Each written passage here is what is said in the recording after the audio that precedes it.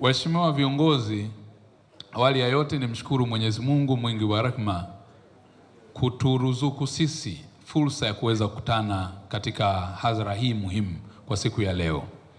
Na ni matakwa yake Mwenyezi Mungu pia ambaye yeye kwa maono yake, lakini pia kwa mapenzi yake ya dhati alimfanya Mheshimiwa Rais Dr. Samia Suluhu Hassan, Rais wa Jamhuri ya Muungano wa Tanzania na Amiri Jeshi Mkuu wa Vyombo vya Ulinzi na Usalama kuniteua mimi kuwa waziri wa mambo ya ndani ya nchi. Hivyo nitumie fursa hii kumshukuru sana Mwenyezi Mungu na Mheshimiwa Rais kunipa dhamana hii. Hakika namshukuru sana na kubwa mbele ya viongozi wangu wa dini na haraiki hii au katika hafla hii muhimu. Niwaombe sana muendelee kuliombea taifa letu, muombe kiongozi wetu, lakini pia mimi mniombee kwa dhamana hii ambayo nimepewa. Waheshimiwa viongozi kwa ujumla, pia niendelee kuchukua fursa hii kuwapongeza sana Al-Hikma Foundation, Mheshimiwa Rais pamoja na mkurugenzi mkuu na wote ambao wamehusika hapa, mashehe wetu, lakini kwa kibali cha mufti wetu pia wa Tanzania na viongozi wote katika dini ya Kiislamu na BAKWATA kwa kuruhusu na kutoa ushirikiano mkubwa kwa Al-Hikma Foundation kwa wakati wote.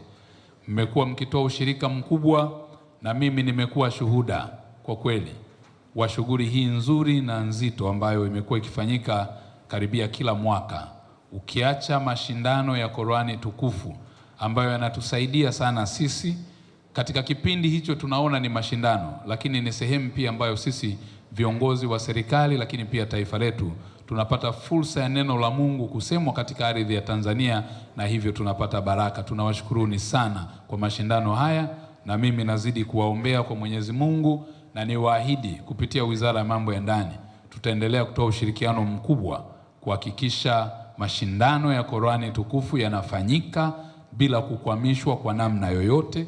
Lakini pili, Al-Hikma Foundation kwa kuona umuhimu huo mlizaa wazo jingine la kutoa kama huduma kurudi kwa jamii, kwamba likaasisiwa wazo la kwamba wakati fulani waweze kutafutwa vijana na kwa sifa na vigezo hivi zaidi ya 10 ambavyo wamevieleza waweze kusaidiwa kufunga ndoa. Ni jambo kubwa sana na ni sadaka na thawabu kubwa kwa Mwenyezi Mungu, kwa sababu yoyote yule ambaye anatamani kuunganisha watu katika upendo na amani na kufuata masharti na misingi ya dini anafanya jambo ambalo linampendeza Mwenyezi Mungu. Kwa nizidi kuwashukuru sana Al-Hikma Foundation kwa kazi hii ambayo mmeifanya. Mheshimiwa Mkuu wa Wilaya amezungumza hapa na mimi ni shuhuda wenu, na tena tu sio shuhuda, ni moja wa muumini wenu ninayeamini kwenye mambo mazuri ambayo mnayafanya. Nakumbuka mwaka 2024 katika ukumbi huu hapa nilihudhuria shughuli kama hii ambapo ulikuwa unafungisha ndoa 100, na katika ndoa bado pia, pamoja na kwamba mkurugenzi amejibu hapa kwamba wanaangaliwa wale walio na kazi ambao wana kipato, lakini nilijifunza pia mwaka 2024 mgeni rasmi alikuwa wakati huo naibu spika Mheshimiwa Musa Azani Zungu. Nilikuja naye hapa na shughuli hii ilifanyika, lakini ziada ya hapo waliweza kutoa pia zawadi ya mtaji kwa vijana mbalimbali ikiwemo bodaboda na bajaji. Hivyo kwa kweli nawapongeza sana. Naomba tuwapigie makofi sana viongozi hawa kwa kazi hiyo nzuri na kubwa ambayo umeendelea kuifanya. Baada ya shukrani hizo, nizidi pia kuwaeleza ndugu zangu kwa kifupi kwa yale mazuri ambayo yameelezwa, na mimi sikusudii kwenda neno kwa neno, kwa kuwa haya yaliyofanyika tunaweza kuona kama ni jambo la kawaida la kijamii lililopo au ni la kidini, lakini katika muktadha na hali ya serikali ni jambo la baraka kubwa sana. Kwa nini? Kwa sababu ndoa ukiacha kuwa ni jambo zito na ni matakwa ya Mwenyezi Mungu na Mtume Muhammad sallallahu alaihi wasallam, lakini ndoa ni kiini cha msingi, ni nguzo imara na kiunganishi kati ya uwepo wa serikali, lakini pia ni kiunganishi muhimu cha masuala yote ya amani na usalama wa taifa lolote. Maadili ya jamii yanaanzia kwenye ngazi ya familia. Na kama kukiwa familia zetu zina maadili yaliyo mema, tafsiri yake ni kwamba wale wote wanaotokana na familia, baba na mama, na watoto watakaotokana na baba na mama wenye maadili mema ya kidini na maadili yenye misingi ya kufuata sheria na taratibu za nchi, maana yake ni kwamba mtoto atakayezaliwa atazaliwa kwenye familia iliyo na maadili, familia iliyo na msingi mema, familia iliyo na mtu ambaye atakuja kuzaliwa, mtoto yule atakulia kwenye maadili, atakuwa na uzalendo, atakuwa na utaifa, atakuwa na hofu ya Mungu, lakini mtu huyu ndiyo ambaye baadaye tutamtarajia kuja kuwa kiongozi aidha wa dini au kiongozi wa serikali. Kwa hiyo msingi wa familia ndiyo msingi mkuu wa maadili ya taifa lolote. Mila, tamaduni na desturi zetu zimejikita katika familia, ngazi ya familia, kwa sababu leo tukizungumzia ulinzi na usalama wa taifa letu, tunaangalia zaidi kwenye taifa, tunaangalia kuanzia kwenye ngazi ya familia. Kwa familia zetu kama haziko salama, viongozi wangu wa dini, mashekhe wetu, rais wetu pamoja na mkurugenzi wa Al-Hikma Foundation, kama ngazi ya familia hakuna maadili, maana yake utarajie kama baba sio mhalifu, mama ni mhalifu. Kama hakuna maadili, utarajie watoto watakaozaliwa pale watakuwa wahalifu. Kwa hiyo wataingia kwenye mgogoro wa kuvunja maadili ya dini, wataingia kwenye mgogoro wa kuvunja maadili ya mila, tamaduni na desturi, wataingia na kujikuta kwenye mgogoro wa kuvunja sheria za nchi, na matokeo yake utajikuta tuna wahalifu. Maadili ni msingi mkuu wa maendeleo ya taifa lolote lile. Tunafahamu waheshimiwa viongozi, katika ngazi hii ya familia ambapo tunaamini familia moja na ya pili ndio zinatengeneza jamii, na familia ya pili na ya tatu na ya nne hatimaye zikawa 10 au 15 ndizo zinazotengeneza kitongoji, mtaa au kijiji. Katika ngazi hiyo ya familia, watu hao wote wanaokutana, tukiitana kwenye kata, tukiitana kwenye kitongoji, tukiitana kwenye tarafa na hatimaye tukaitwa wilaya, maana yake ni muunganiko wa familia mbalimbali. Kwa familia hizi kama maadili yametengenezwa vilivyo, viongozi wetu wa dini wamefanya kazi nzuri ya kukumbusha wakati wote maadili yaliyo mema, misingi iliyo mema, namna ya kuishi kwenye familia, namna ya kuishi kwenye jamii. Maana yake ni kwamba wilaya hiyo nzima itakuwa ni familia, ni wilaya inayounganishwa na familia zenye maadili yaliyo mema.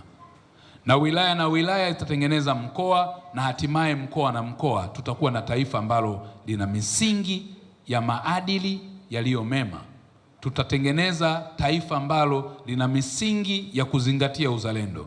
Tutatengeneza taifa ambalo lina misingi iliyojikita kuanzia ngazi ya chini na kwa kufundwa vyema na misingi ya imani. Tunatengeneza raia walio wema, wenye utu, umoja, amani na mshikamano. Kwa ndugu zangu, mimi nitumie fursa hii kuwashukuru sana kwa kunialika hapa kuja kuwa mgeni rasmi katika shughuli hii. Na mimi nimeshuhudia na kujifunza mengi siku ya leo. Nilikuwa nikisikia hapa waliokuwa wakifungishwa ndoa. Mmoja katika majina, nitatumia majina ya dhahania, sitataja jina halisi, lakini nimesikia kuna jina la kwanza limeanza jina la Kiislamu, labda ni Shaban, lakini katikati unakuta ni bin, labda Joram au John, na mwisho anamalizia jina la kienyeji kama Katambi. Tafsiri yake ni nini? Tafsiri yake ni kwamba tunaweza tukawa kwenye dini ya Kiislamu, lakini pia baba yako anawezekana akawa ni Mkristo, na mwishoni ukamalizia jina la Katambi ambalo haliko kwenye Ukristo wala Uislamu. Hili ni jina la kienyeji. Kwa kumbe ni ushahidi kwamba pamoja na kuwa na dini zetu, mila, tamaduni na desturi, tunafungamanishwa pamoja kupitia dini zetu. Hakuna mtu hata mmoja, nimesikia hapa katikati linatajwa labda jina la Kikristo, na tukao tunateta pale na Mheshimiwa Rais pamoja na Arehadi ameondoka Musa, tukao tunasema kunawezekana kwamba tukaishi kama taifa moja na jamaa moja lisilokuwa na misingi ya ubaguzi wa kidini, na kila mmoja akafanya shughuli za kidini bila kumkwaza mwingine. Leo hii dini ya Kiislamu ingekuwa na ubaguzi, mimi Katambi nisingekuja kuwa mgeni rasmi. Na washukuru sana, mmekuwa mfano na kielelezo kwa taifa letu. Naomba tujipigie makofi mengi sana. Hii ninaonyesha umoja, amani na mshikamano tulionao. Tatizo letu sio dini. Tatizo letu ni changamoto zinazotukumba. Changamoto mbalimbali za kwenye maisha, changamoto mbalimbali zinazokuja mbele yetu, tukabiliane nazo kwa pamoja bila kuulizana dini zetu, kwa sababu mwisho wa siku Mwenyezi Mungu anatamani kuona tukiwa na amani, tukiwa na upendo. Leo mimi ni Mkristo, nimekuja kama mgeni rasmi hapa. Vivyo hivyo inawezekana kesho nikasilimu. Ndio kazi kubwa alikuwa naifanya baba yangu rais pale na mwakilishi wa mufti. Unaweza ukashangaa kesho nikaja na jina hapa na nikaitwa Alhaji, na ilikuwa imekwisha kuanza hapo nadhani, au sio? Kwa hiyo inawezekana. Haya mambo yanawezekana. Sisi ni ndugu na jamaa moja. Na kwa bahati nzuri sana inawezekana vivyo hivyo Mheshimiwa Rais na mwakilishi wa mufti wetu. Kuna uwezekano mimi ningekuwa Muislamu wa kwanza nyumbani. Lakini kwenye ukoo wetu wapo, tunao ndugu zangu Waislamu, wapo wengi tu. Lakini vivyo hivyo katika Uislamu, ukiacha Uislamu wetu tunaweza tukabishana kwa labda kuwepo mwingine Simba au Yanga. Vivyo hivyo kwenye familia wetu wa Simba na Yanga wapo. Uongo kweli? Lakini vivyo hivyo inawezekana mwingine akawa chama kile au chama hiki, si ndio? Kama mimi niko CCM, inawezekana kwenye familia au kwenye ukoo kuna mmoja yuko chama kingine. Uongo kweli? Hivi visitutofautishe, kubwa zaidi vituunganishe, kwa sababu Mwenyezi Mungu tunaye mmoja mwingi wa rehema. Kwa sababu hata maandiko matakatifu ukiangalia kwenye Biblia takatifu, Qur'ani tukufu ina mafunzo mengi, ina hadithi nyingi za mtume na mafunzo makubwa ambayo yanaleta na kuonyesha matendo ya huruma pengine hata kuliko kwenye Ukristo. Na mimi ni shuhuda, kwa sababu nimepata bahati ya kuwa kwenye haya maeneo yote mawili. Nimeishi na kukulia kwenye Uislamu nikiwa mdogo, na ndugu zangu hawa wameambiwa leo ndugu zangu wameoa. Mimi nilitaka kubadilishwa dini na mke. Kwa hiyo ujue mke alivyo na nguvu. Hongereni sana kwa kuwapata. Kwa hiyo inawezekana kwamba tukaishi kama ndugu na jamaa moja. Na makubwa ambayo wameasa ndugu zangu hawa katika zama za sasa, tunajua changamoto nyingi ni za mmomonyoko wa maadili kwa asilimia kubwa. Na haya yote yanachochewa tu na hali mbalimbali. Sasa ni vizuri sana yale yaliyotuasa hapa tuyazingatie kwa ukubwa sana. Nimejifunza, yapo viongozi wangu hawa wa dini, mashehe wameeleza hapa. Wameeleza namna mbalimbali ya ndoa ambavyo inapaswa kuwa. Na mimi kwa kweli nimejifunza baadhi ya mambo sikuwa nayo. Kwa hiyo dunia yetu ni kujifunza kila siku. Lazima tutumie nafasi ya kwenda msikitini kama jinsi ambavyo Mtume Muhammad sallallahu alaihi wasallam anatuasa. Tukumbuke zile swala 5. Tushikilie imani yetu, kwa sababu imani ndiyo inayoweza kutuvusha. Pepo lako unaliandaa hapa duniani. Kwa ndugu zangu, tutumie fursa hii kuendelea kujikumbusha, na kila wakati mimi nimejifunza, baba, siku nyingine hata msiponialika nitakuja mwenyewe, kwa sababu ndoa ni jambo la kujifunza kila leo. Shehe wangu pale ameeleza kwamba ndoa ina mambo matano. Katoa misumari ya moto sana. Naomba tumpigie makofi mengi sana. Na nikajifunza kwamba kumbe kwenye ndoa wakati mwingine msiwe wote wajuaji, mmoja awe mjinga kidogo, na ujinga sio tusi. Ujishushe ili mambo yaende. Ukijifanya mjuaji kwenye kila jambo, mambo hayaendi. Na mwanaume kumbe tunapaswa kuwapenda. Hata kwenye Biblia takatifu inaeleza kwamba, imeeleza, kuna mstari mmoja unasema enyi wanaume wapendeni, ishini na wake zenu kwa akili. Hawakusema muishi nao kwa magari, hawakusema muishi nao kwa majumba, hawakusema muishi nao kwa vitu vyovyote, kwa akili. Na ndicho hicho kimekuja kuthibitishwa na shehe alivyokuja kugonga zile misumari 5 ya moto hapa, kwamba kuishi naye kwa akili na maarifa, kwa maana ya kwamba ambaye hajaoa hana akili. Kwa hiyo ndio maana tujitahidi ambao wengine kama hawajaoa wawahi kuonekana wana nini, wana akili na maarifa. Lakini vivyo hivyo ambaye ameoa leo una akili pia. Ukifika kwenye ile ya mwisho hapa, shehe alikuwa anasema tumekubaliana kwa mahali tuliokubaliana, na tuishi kwa nini, kwa wema, na itakapobidi au isivyo bahati tuachane. Kwa isivyo bahati tuiombee isiwepo, kwa sababu una akili, ndoa yako itadumu. Hakikisha hamuachane. Kwa hiyo ni password kumbe Mwenyezi Mungu ametupa tutumie akili na maarifa ili ndoa hiyo tusiweze kuiachilia. Tutafahamu waheshimiwa viongozi, jambo moja kubwa ambalo pia nitatamani kulisema na kulizungumza. Ndugu zangu, mbali na kazi nzuri ambayo leo imefanyika na mengi mema ambayo Al-Hikma Foundation pamoja na Mheshimiwa Rais wake na katibu na mkurugenzi wake mkuu wameendelea kuifanya kama taasisi imara mojawapo ya kidini. Wizara ya Mambo ya Ndani inahusika na usajili wa taasisi, na ndugu yangu pale Rubwiro leo yuko naye, tumekuja naye hapa kwa niaba ya Kihampa. Katika usajili wa taasisi za dini, zipo taasisi nyingi zimesajiliwa, lakini nyingi zinaweza zikawa hazigusi maisha na mioyo ya watu kwa kiwango cha juu kama Al-Hikma Foundation. Kwa hiyo niombe na iwe rai yangu leo kutumia fursa hii kuomba taasisi zote zilizosajiliwa za Kikristo na za dini nyingine na za Kiislamu kuiga mfano mzuri ambao Al-Hikma Foundation leo wametufundisha.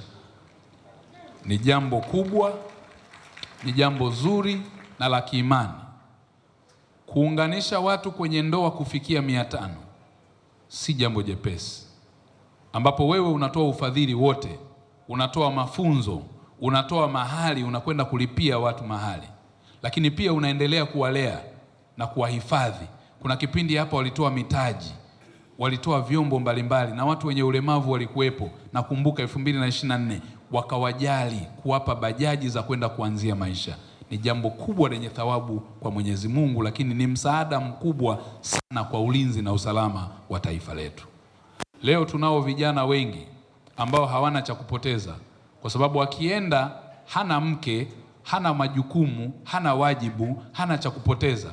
Huyu mtu ni rahisi sana kuingizwa kwenye makundi ya kihalifu. Leo hii tumefikisha idadi ya watu 500. Tazama vijana hawa, Mwenyezi Mungu amewaona na shetani amewakataa walivyopendeza siku ya leo. Manake ni kwamba hawawezi kushiriki katika uhalifu. Sisi kama taifa mmetusaidia kwa kiwango kikubwa sana. Vijana 130 hawa wangeamua kwenda kushika mtutu wa bunduki, wangeamua kushika visu, wakakaa kwenye mitaa yetu, uhalifu ungekuwa kiwango cha juu. Mheshimiwa mkuu wa wilaya ambaye ni mwenyekiti wa usalama anajua madhara yake ambayo tunayapata. Vivyo hivyo wangeweza kuwa hao walioitwa panya rodi, panya buku, wameitwa kwa majina mengi hapa. Lakini leo tumepata viongozi safi wenye maadili mema ya dini na mafundisho yaliyo safi. Maana yake maswala ya zinaa mitaani hayatakuwepo, kwa sababu tayari mna njia. Sisi kama vijana tunaambiwa kama umeshindwa popote pale kupata pesa ya mkupuo kwenda kufunga ndoa, Al-Hikma Foundation wako hapa, na hii itahamasisha hata walio wa Kristo kuweza kwenda kwenye njia hiyo iliyo ya haki, kwa sababu kijana kuishi kwa zinaa nayo pia ni dhambi kwa Mwenyezi Mungu, ni mambo ambayo hayampendezi. Kwa hiyo ni jambo zuri sana ambalo kwa kweli limefanyika, na sisi tunaendelea kuhamasisha katika eneo hili. Hata wale vijana ambao, na sisi kwa upande wa Wizara ya Mambo ya Ndani tunapotokea kwamba vijana tunawahitaji kwa ajili ya ujenzi wa taifa lenu, kwa sababu mmefundwa katika misingi ya dini, mmeandaliwa vizuri, karibuni pale tunapotoa nafasi kupitia Rais wa Jamhuri ya Muungano wa Tanzania na Amiri Jeshi Mkuu kutoa nafasi za kwenda kulitumikia taifa lako, mjitokeze kwa wingi. Vipo vyombo vya ulinzi na usalama, zipo taasisi za serikali ambazo zinatoa nafasi za ajira.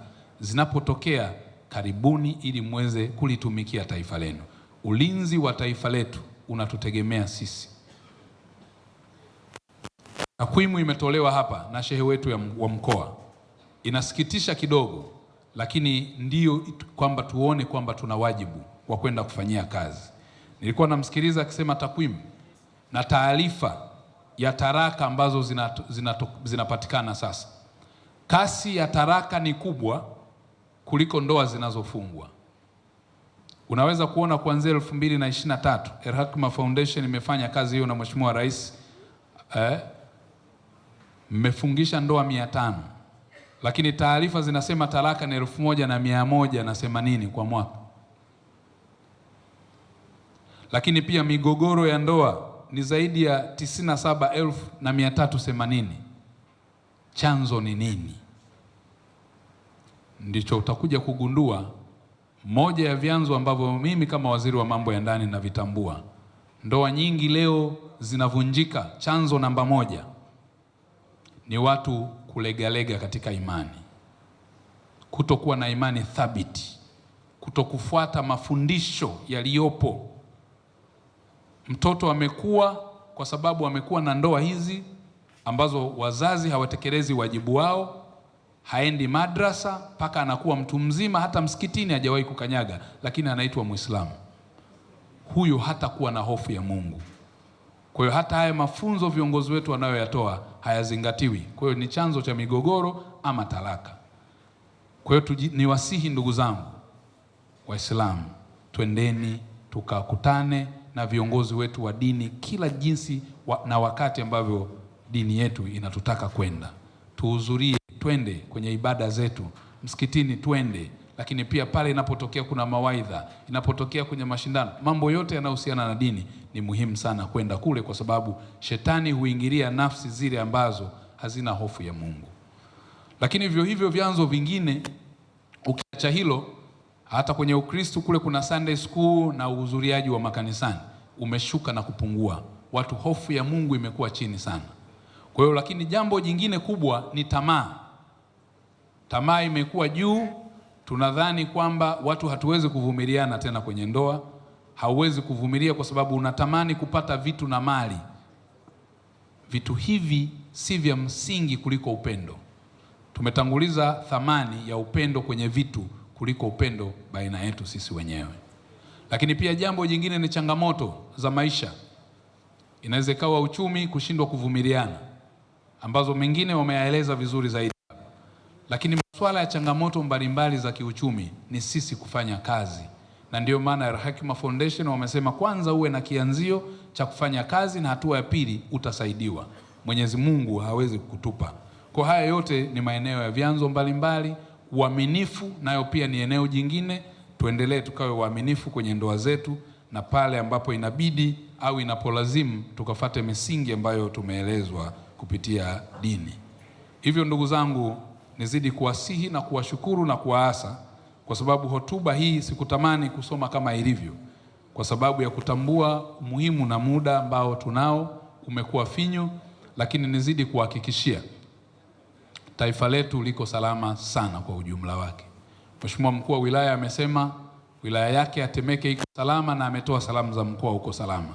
Mimi niwape kwa ujumla, mikoa yetu, taifa letu liko salama sana. Ambalo nitaomba na naomba nitoe rai kwa ukubwa. Moja, tulipende taifa letu. Hatuna taifa jingine ndugu zangu. Viongozi wetu wa dini tunawaomba sana, muendelee kutusaidia kusimamia, kuhubiri, kutoa mawaidha, lakini pia katika ibada kila wakati kukumbusha umuhimu wa amani. Tunatambua yanayotokea na yanayoendelea duniani kote, si Tanzania peke yake. Ni lazima mjue rasilimali tulizo nazo kama taifa ambazo Mwenyezi Mungu ametupatia ndio kinaweza kikawa chanzo cha migogoro. Ni Tanzania peke yake hapa katika ukanda huu wa Afrika Mashariki na Kati. Ni Tanzania peke yake ambayo inaweza ikawa na njia inayoweza kurahisisha nchi nyingine zaidi ya 8 zinazopakana na sisi katika masuala ya kiuchumi kuwa njia sahihi. Ni Tanzania peke yake iliyo na rasilimali nyingi, ukiacha madini, mbuga za wanyama, mito, mabonde na bahari. Ni Tanzania peke yake sasa iliyobaki ikiwa na ardhi yenye rutuba. Ni Tanzania peke yake imebaki kuwa eneo lenye kielelezo cha amani. Ni Tanzania peke yake iliyobaki katika misingi ya sheria na sera ya ujamaa na kujitegemea. Wenzetu hawapendi, kwa sababu leo vita kubwa iliyopo duniani ni vita ya kiuchumi. Na wanaokuja kwa vita ya kiuchumi hawaji kwa mtutu wa bunduki.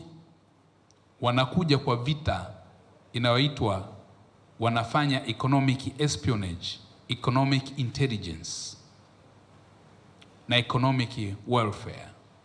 Vita hizi zinapiganwa kwa akili. Ni kuchonganishana baina yetu kati ya dini na dini, ili mpasuko utokee, waje hao wasuluhishi wanaopaswa kutoka huko wanakodhani kwamba wao ni sahihi. Mipasuko inaweza ikaletwa kupitia vyama vyetu vya siasa, kauli kali, uchochezi na uchonganishi unafanywa. Wakati mwingine unamuona mtu ni Katambi anazungumza pale, anazungumza kwa kumkera mtu, kwa kumuudhi, kwa uchonganishi na uchochezi, ili aghadhabike na matokeo yake yatokee mapigano. Katika mapigano hayo watakuja wasuluhishi wanaoitwa wasuluhishi wa kimataifa. Katika mapigano hayo watakuja wengine ambao hawasuluhishi, wanasaidia namna ya wewe kushinda vita au mapigano. Watafadhili silaha, kwa sababu kuna wengine, kwa sababu kama nchi ina amani, hakuna tena, haiwezi kuwa soko la silaha. Uongo kweli ndugu zangu? Kuna watu wanatengeneza silaha usiku na mchana, hawana pa kuziuza. Soko lao ni kuhakikisha kwamba walau kuna nchi kadhaa zinapigana. Kuna watu wamefikia uchumi wa kiwango cha juu, ambapo fedha zao zipo hazina pa kwenda, inabidi zili zizunguke, lazima wakopaji watokee. Jinsi kama hata kwenye jamii ilivyo. Inawezekana biashara yangu mimi inahusika na kuuza sanda. Uongo kweli? Sina hakika, lakini inawezekana kama biashara hivi. Huyu anaweza akasemaje, biashara yangu nzuri au mbaya? Kwa Wakristo kule anauza mtu, kwa mfano kazi yangu mimi ni kutengeneza majeneza. Ikitokea watu hawaugui na mambo hayaendi, mimi nitafurahia, nitakaa sawa sawa. Ingawa nadhani huwa hawatuombei hivyo, na Mwenyezi Mungu aendelee kuwabariki kwamba wasituombee tusipatikane kwa wingi. Lakini kuna msimu wa korona mambo yalikuwa mazuri, mavuno yalikuwepo. Uongo kweli? Sasa ndivyo tunavyojaribu kuangalia hata kwenye mataifa leo duniani yanaangaliana, wenye nguvu wanawaangalia wanyonge waendelee kuwa wanyonge, na waliopata nguvu ya kati wanawaangalia wanyonge kama ni soko lao. Haya yapo ndugu zangu. Sasa tuombe sana, kama Wizara ya Mambo ya Ndani ni waombe. Vita zote duniani zimeanza kwa maneno na zimepiganwa kwa silaha pengine kali zaidi, lakini Mwenyezi Mungu mwisho anaweka kauli zilizo thabiti. Vita hizo huisha kwa maneno, sio kwa wingi au ukubwa wa silaha. Utakuta viongozi wa dini ndio wanaenda kuwa wasuluhishi wa mapigano, na mara nyingi ninashukuru sana hata kamati yetu ya maridhiano taifa, ambapo nyinyi wote waheshimiwa viongozi mmeendelea kuwa washiriki wa kuhakikisha amani inakuwepo. Kwa amani ya taifa letu ikipotea, tumepata mifano, nchi zetu jirani hapa ziliingia katika mapigano kwa sababu ya kauli za kidini, kauli za kisiasa, lakini matokeo yake tulienda kuzaa wakimbizi, wakalazimika kwenda kwenye nchi ya jirani. Sisi Tanzania leo ikitokea mabaya tutaenda wapi? Kila mmoja wetu hapo alipo, kwa umoja wetu kama Watanzania, bila kujali dini zetu, bila kujali vyama vyetu, tujiulize leo, Tanzania yakitokea machafuko tutaenda wapi? Nchi gani ambayo ni salama na sahihi sisi kwenda kama wakimbizi? Majibu yatakuja kwamba tuendelee kuipenda taifa letu.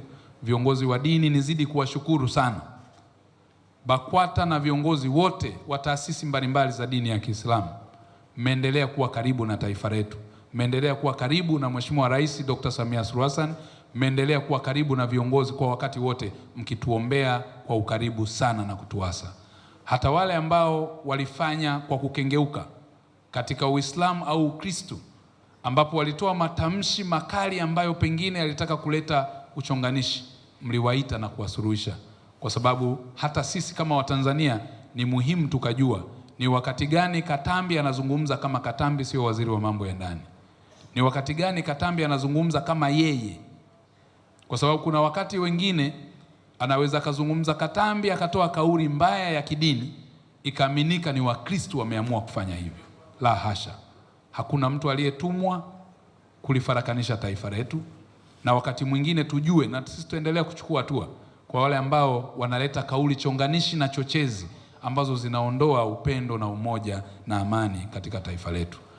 Waheshimiwa viongozi wangu wa dini, Nikimalizia, sisi katika serikali ya Jamhuri ya Muungano wa Tanzania kupitia Dr. Samia Suluhu Hassan, kwa vijana wenzetu hawa, nimekuwa nikiangalia ule umri, ni vijana wadogo kwa maana ya umri wa vijana ambao ndio nguvu kazi ya taifa. Katika upande wa serikali, vijana walio kwenye biashara, walio kwenye kilimo, walio kwenye madini na maeneo mengine yoyote, zipo pia fursa za kiuchumi ambazo zinatolewa na serikali. Kwa kutumia fursa hizi, nitaunganisha taasisi yetu ya Al-Hikma Foundation pamoja na mamlaka zote zinazotoa mikopo, unganisha masuala ya fedha, ajira na uwezeshaji wananchi kiuchumi, ili hawa vijana ambao wameoa leo wanasema wakupata fedha za mkupuo, wawe na uwezo wa kuingia kwenye chaneli mbalimbali za kiuchumi za serikali. Na katika halmashauri zetu zote na hata ya Mheshimiwa mkuu wetu wa wilaya Mapunda, kuna fedha zaidi ya bilioni 1 na zaidi, na wakati mwingine zinatolewa kwenye halmashauri zetu kuwawezesha vijana waliojitambua, vijana walio na ndoto, vijana walio na malengo, walio na makusudio na shabaha. Lazima sisi kama serikali tuwatengeneze mazingira wezeshi. Moja ya eneo mazingira wezeshi hapa Temeke, Mheshimiwa mkuu wa wilaya Sixtus Mapunda pamoja na mkoa wa Dar es Salaam waunganishe vijana hawa na mikopo inayotolewa na halmashauri, ili waende wakanufaike, waweze kulea ndoa zao, lakini wakati huo wakazae raia walio wema, ili taifa letu tuwe tumeandaa kizazi cha watu ambao wana uzalendo, utaifa, lakini pia wanalipenda nchi yao. Nikimalizia, kwa niaba ya serikali, kwa kweli napenda tena kupongeza na kushukuru sana taasisi ya Al-Hikma Foundation na viongozi wake wakuu, kuanzia rais wa taasisi Sharif Abdulkadir na mkurugenzi mkuu Sheikh Nurdin Kiski na wadau wote wanaoiunga mkono katika taasisi hii katika jambo hili adhimu, pamoja na maeneo mengine ambayo yameendelea kufanya. Napenda kuwapongeza pia maharusi wote 130, lakini pia wale 370 kwa ujumla wao 500 kwa hatua kubwa na muhimu katika maisha ambayo mmeifikia, na kwamba kwa kweli hii mmefanya kazi kubwa ambayo Mwenyezi Mungu wa mbinguni ataendelea kuwabariki na kuwawezesha zaidi. Endeleeni kujitunza kwa sababu afya yenu ni muhimu na ndio mtaji namba 1. Endeleeni pia kujiimarisha kiuchumi, ili kile kizazi ambacho mtakileta kwa baraka za Mwenyezi Mungu basi kiweze kuenenda vizuri zaidi. Lakini mkumbuke, watoto mtakao wazaa mwakumbushe wawe kama nyinyi, waendelee kwenda madrasa ili wakajifunze vema elimu ya Mwenyezi Mungu. Tukiacha elimu dunia ambayo mtaendelea nayo, lakini ni muhimu sana wakakuwa kwenye maadili mema ya misingi ya dini yetu ya Kiislamu.